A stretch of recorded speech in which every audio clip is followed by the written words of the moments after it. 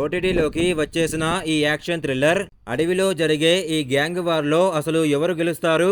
ఇది సాధారణ action cinema కాదు.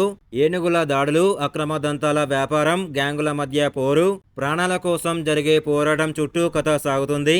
హాయ్ ఫ్రెండ్స్, అందరికీ నమస్కారం. ఈ రోజు మనం మాట్లాడుకోబోయే సినిమా కట్టాలాన్. మే 28, 2026న థియేటర్లో విడుదలైన ఈ మలయాళ యాక్షన్ థ్రిల్లర్ ఇప్పుడు ఓటీటీలోకి వచ్చింది.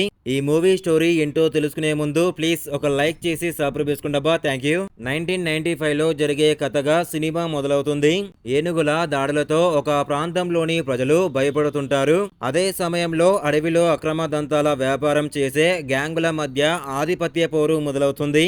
ఈ పోరులో డబ్బు, అధికారం, ప్రతీకారం కంటే ప్రాణాల కోసం పోరాటమే ముఖ్యంగా మారుతుంది. సినిమాలో ముఖ్యంగా యాక్షన్ సన్నివేశాలు, అడవి బ్యాక్డ్రాప్, గ్యాంగుల మధ్య జరిగే పోరాటాలు బాగానే ఆకట్టుకుంటాయి. కథను గ్రాండ్ గా చూపించడానికి మేకర్స్ మంచి ప్రయత్నం చేశారు.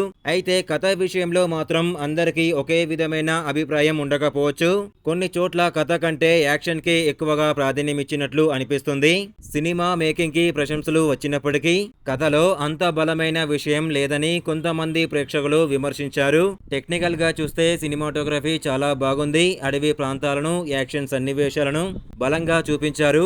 మొత్తంగా చెప్పాలంటే కట్టాలాన్ ఒక గ్రాండ్ యాక్షన్ థ్రిల్లర్. అడవి బ్యాక్డ్రాప్, గ్రాండ్ వారు, సర్వైవల్ రివెంజ్ లాంటి అంశాలు ఇష్టపడే వాళ్లకు సినిమా నచ్చే అవకాశం ఉంది.